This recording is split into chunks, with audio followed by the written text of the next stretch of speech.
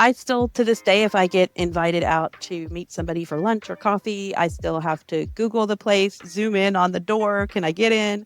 Parenting with a disability takes typical challenges of life with a disability on steroids. I proudly identify as a disabled person, a disabled woman. There's also having a neutral identity with disability, meaning that it is what it is. I don't necessarily feel pride in it. I don't necessarily feel negative about it. I just feel, and there are benefits to getting people to that place as well, especially if they started in a place of a negative identity.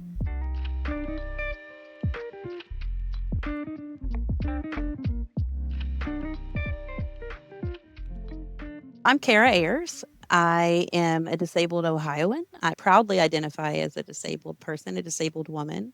Professionally, I've worked in the disability space for a little more than 15 years. I'm trained as a psychologist. I have my PhD in clinical psychology. And so I'm the associate director of our UCEDD. And a UCEDD is a University Center for Excellence in Developmental Disabilities. We love acronyms in the disability world. And we're the University of Cincinnati, UCEDD, so UCCEDD. And through that work, I learned several years ago of our Ohio State Independent Living Council and applied, was appointed by our governor at that time. I served one term and then decided that I was interested in chairing the council and was elected by my council members. And so I'm now the current chair of our Ohio SILC. And how long have you been in that position? This is my second year, I believe. Yeah, and I think it was also beneficial that I served my first 3-year term as a member. So I got a chance to learn from our previous chair and chairs, which were phenomenal, but also to learn about our committee structure with the SILC. So we have various committees that drill down and do different work on things like education and outreach and advocacy and policy and our state independent living plan, which is something that we're obligated to do to let the federal government know what we plan to do with those dollars. But also, maybe even more importantly, provides us a roadmap in terms of what are our priorities, what most needs to get done, and how we're going to do those as a cohesive group. That sounds great. So, what has been taking up a lot of your time and attention as a SILC recently? I think I mentioned that state plan. We are not only have we gotten our newer plan approved, but we've also been making progress towards finishing up previous plans. And also, we've had some exciting adjustments. There was a change in Ohio policy that now allows us to have hybrid meetings. Previously, because we were connected to the state in the way that we were required to have only in-person meetings.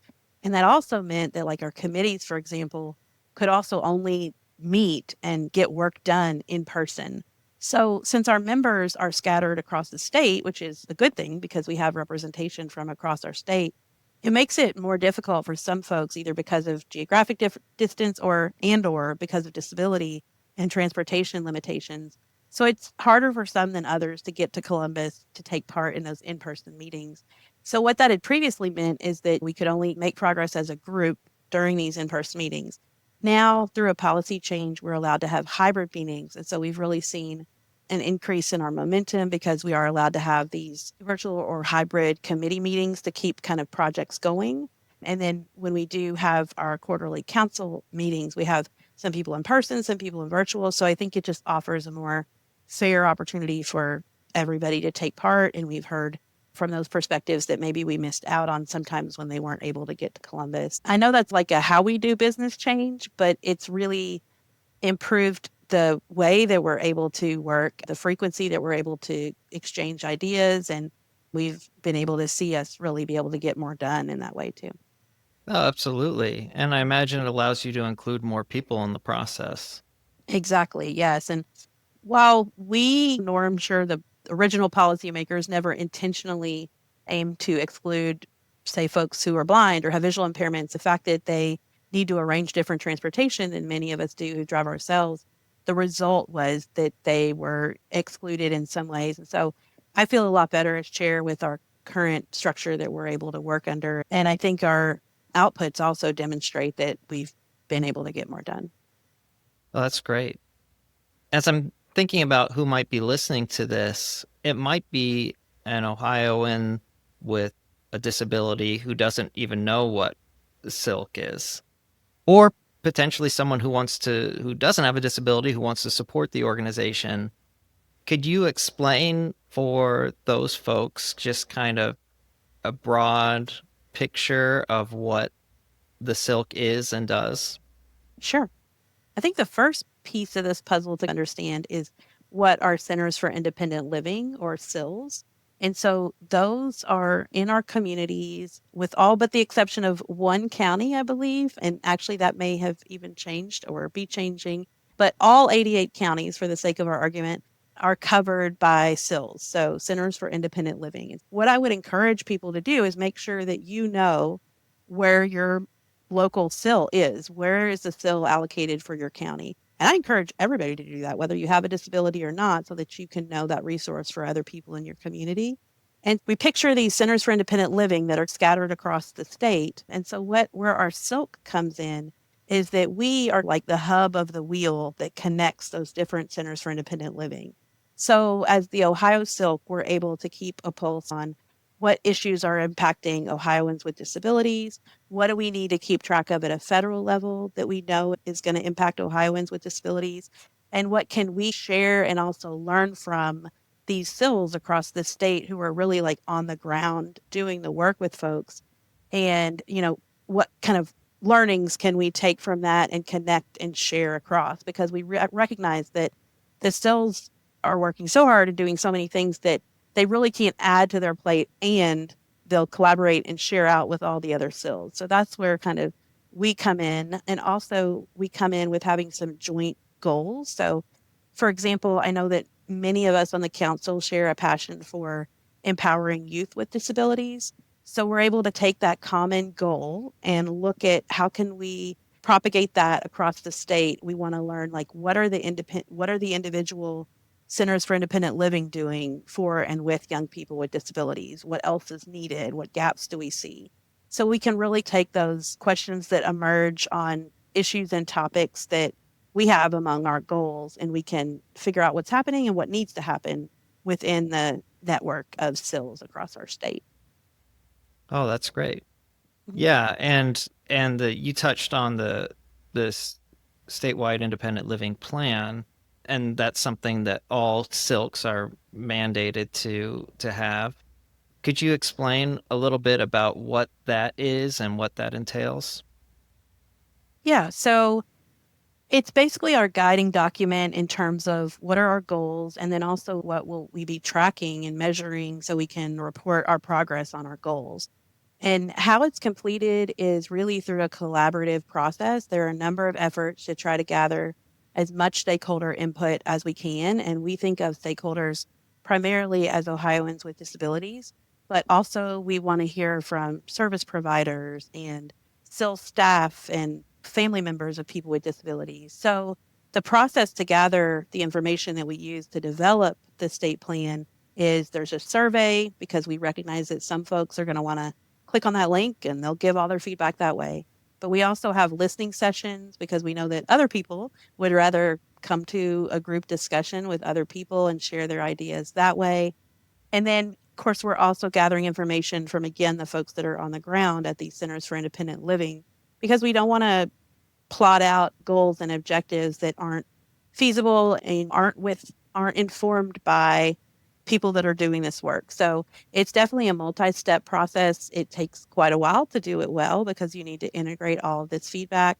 And then I think we also need to consider our current landscape, in that home and community-based services are not fully funded. They are considered what's called, quote, optional services, which means that in many cases they are the first to be cut when there are budget strains.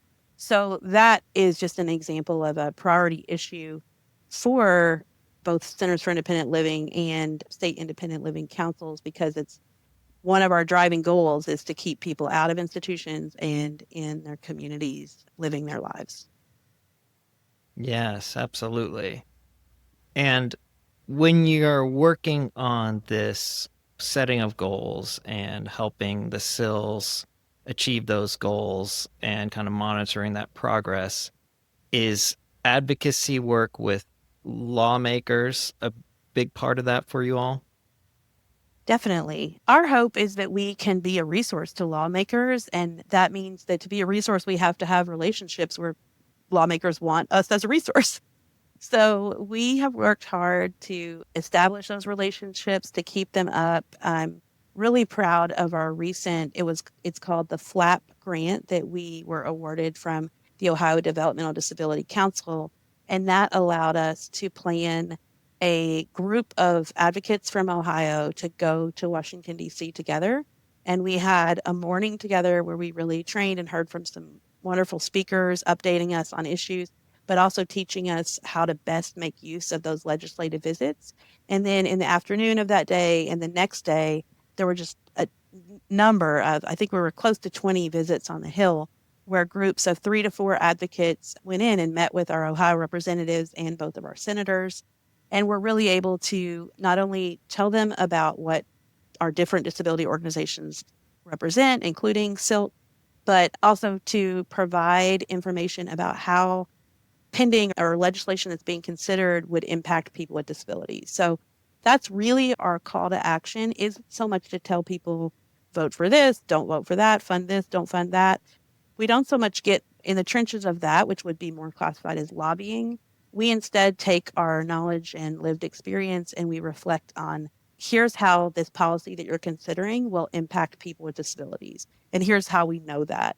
And we use also the power of storytelling to really give direct examples. I was part of a really powerful visit in DC a couple weeks ago during this event where a mom shared how really it was her son's exclusion from their public school system that led to him having to be placed into a group home, because they lived in a rural area in Ohio and the public schools in and around driving distance refused to serve her son and said that they could not meet his needs. So because of that, her son was a school-age child. They had to keep driving further and further to access educational services that would serve him. And it just became impossible for the family to be making 2+ hour commutes either way to go to school. So next step ended up into looking into a group home that he could live in and get the educational services that he has a right to. So her story was powerful because it really combined how when we fail to meet the educational needs of children with disabilities, it can be a domino effect where now we have children and then adults with disabilities living more so in congregate or institutional settings. So it was the power of that story that connected the dots between education and community living. Yeah, that's so great. And I'm really glad you mentioned the power of storytelling, because that's what really drew me into this work, in terms of my eyes being opened through stories of Yeah. people and stories of exclusion, and helped me see that there's an opportunity here, that if we could get those stories out, because I think as humans, it's hard to think in abstractions but the individual stories like the one you just mentioned really pull us in and help us to Yeah. empathize better, and think, oh, okay, well, what, this can't happen, how can we societally remove barriers? Exactly. Yeah. So that kind of brings me to my next question, which I wanted to ask you about, like, what are some things that you see, I guess, particularly across the state of Ohio, that people without disabilities might not know about, like in terms of, I know it's a big question, but like broad, like barriers that everyday people without disabilities wouldn't know about, that's an everyday reality for somebody that might have a particular disability. Yeah. So across Ohio and I think across all of our states, we still have a number of accessibility barriers, physical accessibility barriers that are stopping people from living in their communities in some cases, or actively engaging in their communities. So I'm a full-time wheelchair user. I use a manual wheelchair. I have a power wheelchair, but don't have a vehicle to transport it outside my home. So I only use that when I need to in the home. But I still, to this day, if I get invited out to meet somebody for lunch or coffee, I still have to Google the place, zoom in on the door. Can I get in? Especially, I find it unfortunate that, especially if the location is like in a downtown setting or like I live in like a suburban area, but if I'm invited somewhere downtown, I know those buildings are older, and there's a misconception that buildings are, quote, grandfathered out of ADA. That is almost never still the case because there were some rare exclusions for historical buildings. Most of the buildings that people think are, quote, grandfathered out are not historical, they're just older buildings. But the reason that it still is not really typically the case that they're allowed to be just blatantly no access for a wheelchair user is that if they've conducted any major renovations in the last few decades, then they were expected to consider accessibility with that. Now, what has happened is many don't, and many kind of aren't held to be accountable on that. And so we have this pattern of inaccessibility that just continues. And unfortunately, even when people with disabilities advocate for that change, sometimes we're vilified or demonized. I've seen in news stories of people that filed numerous accessibility lawsuits against businesses, and the people that do that, the advocates that do that, are framed as like these overly litigious people that are out to get people, when I think there should probably be more thought to the fact that the lawsuits that are being filed are based on the fact that people are still out of compliance with a law that's 35 years old. And like, if we don't hold people accountable to follow this law, what kind of good does it do? So I still think of accessibility as an ongoing challenge. Unfortunately, even in buildings that are brand new, I can tell that some places didn't have the input of disability in their process. So, for example, we have a brand new hospital that was just built in my area. And the way that they built the parking lot is up to code for ADA, meaning that they have the number of spots that they have to have for accessible parking. They have the width of the spots. But in the way that they've laid out the accessible spots in front of the hospital, they only have one ramp in the middle of all of them. So if you're a wheelchair user and you park further down kind of the aisle, your only choice is to walk behind all of the vehicles to get to that ramp. And as a shorter person, especially in my wheelchair, that's pretty dangerous. So now I'm walking close behind vehicles that could be backing up. Whereas if there were ramps in between more of the spots and a sidewalk, then I could get out of the parking lot and now it would be in like a sidewalk. So those are examples of places that by the law, they meet regulations, but in terms of truly being the safest and the best option for people with disabilities, they lack the input of that lived experience probably to consider that. Because if you haven't been a wheelchair user or a person of short stature in a parking lot, you may not realize that for me, it's not necessarily the distance I park away. I can push pretty far if it's a smooth place that I can push on. It's the danger that I face being, for most cars, like under rear windshield height.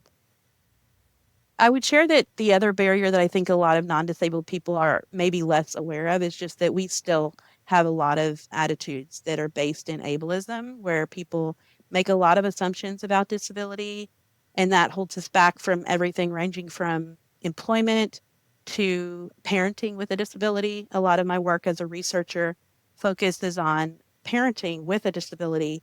And when you speak to disabled parents, time and time again, what they most struggle with isn't necessarily the challenges of parenthood as a blind mom or as a deaf mom or as a father in a wheelchair. It's the attitudes that people have that they can't do this or they won't be able to do this. And so I think that we still have a long way to go in the realm of combating ableism and encouraging people to hold more accurate beliefs and understandings of people with disabilities in our communities.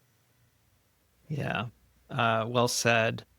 And that I'm curious if you would like to share any recent victories that you've had, whether it be legislatively or within the SILs. What are some areas where you've seen your efforts move the ball forward a little bit recently?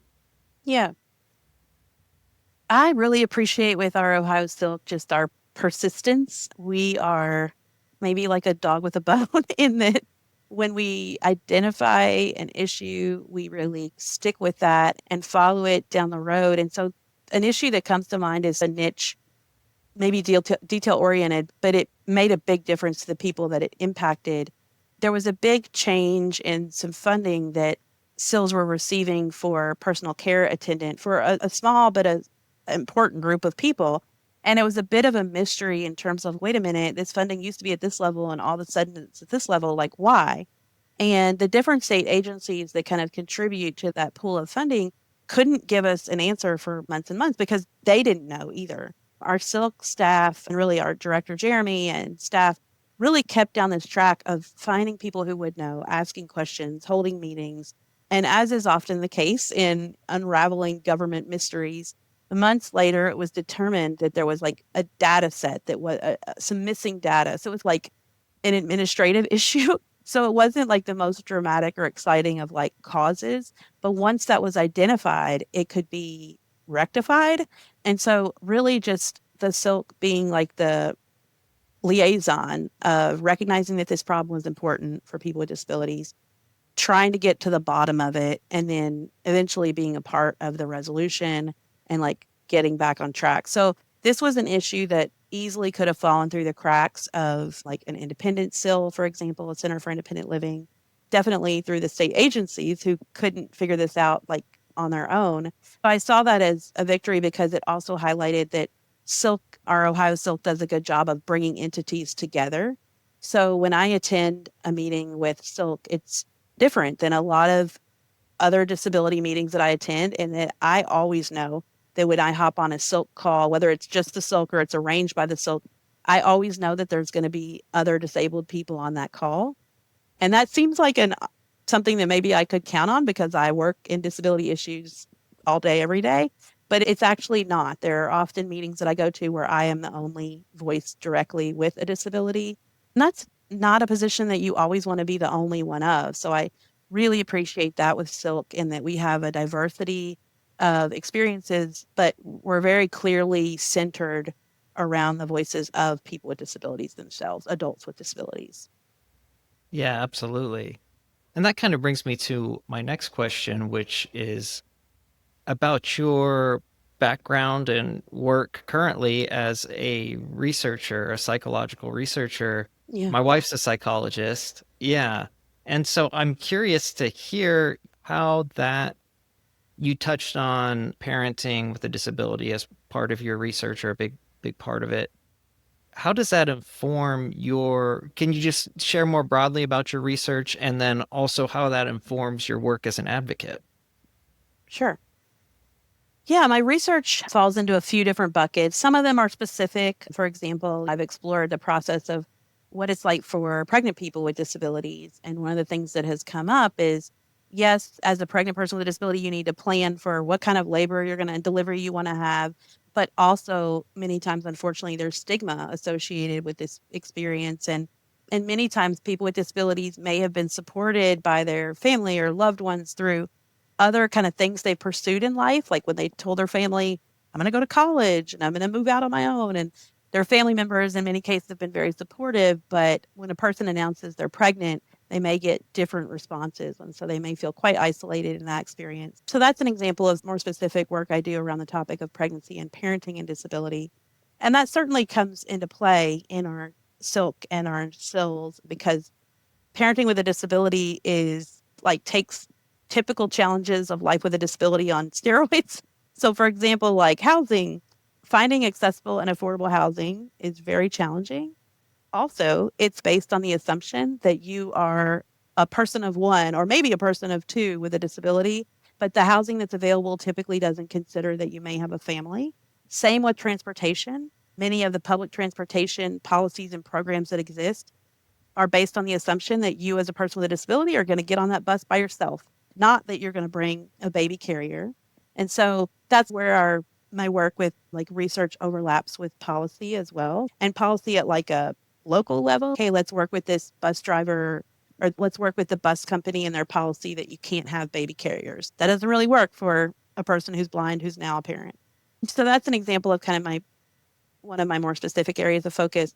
But I also am interested as a researcher in study disability identity and how that impacts all kinds of things. And I don't think we talk enough about the psychological benefits that come with somebody developing their identity. And I really see identity as a spectrum. When we started our conversation today, I shared that I happen to identify with pride as a disabled person, but that's just one part of the spectrum.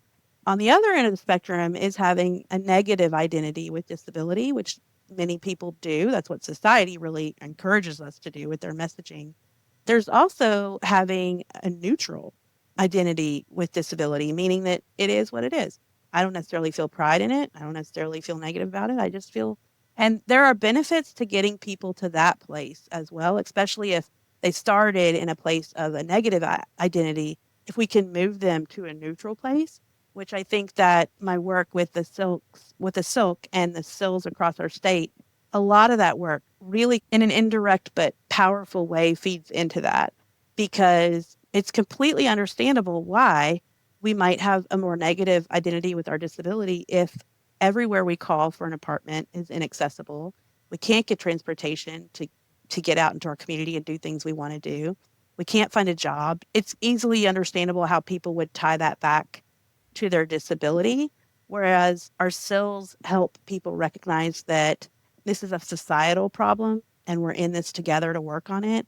And here are your allies that we're going to work alongside you, not only to get you a plate, we're going to find a place that works for you for housing, but also if you want to join us, a bunch of us work on this for other people as well.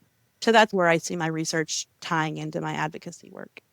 Oh, yeah, that's great because, yeah, what you just shared about what you all can provide for the community, solidarity, identification, education on this isn't your failing, this is Yeah, society. I mean, that's like all that is so huge for helping helping see ourselves in a more positive light, in any area, but I mean, particularly one where you're marginalized your whole life for something that's not your fault.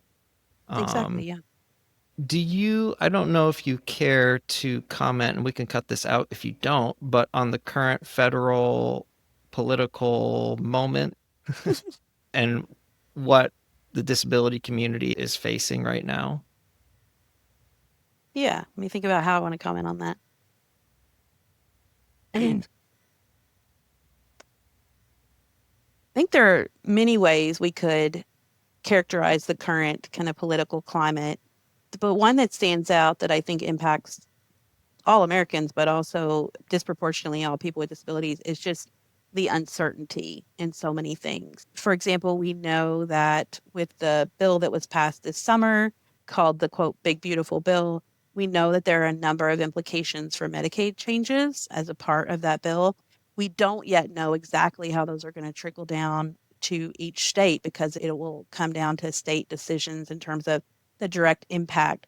So by not knowing that, also obviously it adds the uncertainty by nature, but it also is shortening our time that we can prepare for those changes. And part of preparation is just allowing people with disabilities to be aware and to have fact-based information about here's what's going to change, here's what you need to look out for. So that I think is something that is on all of our minds as advocates, and also just thinking about the diversity of the disability community. We are sometimes termed under the umbrella of disability, but there's such a broad spectrum of what we have: people who have visible disabilities and non-visible disabilities. And so, for example, with upcoming policy changes like work requirements for Medicaid, I believe that the policy currently states able-bodied adults. In most states, that's how it's defined. But there are many people with disabilities who are also able-bodied. So that's just one example of trying to find certainty in a time that's very uncertain. And our urgency for doing that is so that we can prepare people and empower them to have the information that they need during this time of change and fluctuation. Absolutely. The that uncertainty is so, I think, goes overlooked a lot because there's the material realities of what this all means, could mean. But then there's the psychological, your area of expertise, stress of dealing, like just living day in and day out with that uncertainty and the mental health toll that takes on a person. So yeah, I think it's a really great thing to highlight. Um, so I guess my last question would be about what do you think, what's on your plate in terms of what you want to tackle most immediately in terms of Ohio and disability rights? I have a big wish list. I think that in Ohio, it's essential that we continue to center the perspectives of disabled people themselves. We have different stakeholder groups that may include people with disabilities in less direct ways. So provider groups, parent groups, professional groups. So I think sometimes it's unfortunately easy to lose that direct input by and for disabled people. So I want to make sure that stays central to every decision that we're making. And we have a number of opportunities within the state to chart the future for Ohio with disabilities. We have made commitments as a state in our budget to not only independent living, but also to technology as one route to assistance for people with disabilities to be included. There are so many issues that may not be labeled as a quote disability issue, but that will definitely have a significant impact. So when I think about proposed changes to education in our state that would move dollars away from public schools and funnel them to private schools, I have real concerns about that, given that I'm both a person with a disability, as I've shared, but also the parent of a child with a disability. And so just recognizing the incredible supports that he's gotten from our public school system. And those supports have cost money. And so if our public schools have less funding to provide those supports, that will mean less students with disabilities will be served in the ways that they need to be. So I'm also thinking about not only issues that are definitely disability, right? Because that's in their name, maybe even, but also other policies that Ohio is considering seriously, and how will those impact Ohioans with disabilities as well? It's a great answer. Is there anything we haven't touched on that you would like to say something about?